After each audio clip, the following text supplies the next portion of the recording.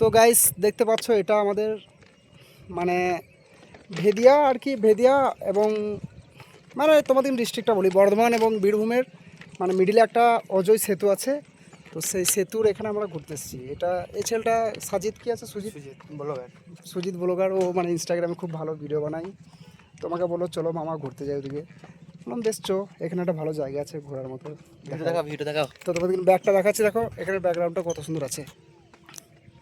তো দেখতে পাচ্ছ ভিউজটা কিন্তু সব জন্য মানে আর কি সব জায়গাতে নেই, আর থাকতেও পারে।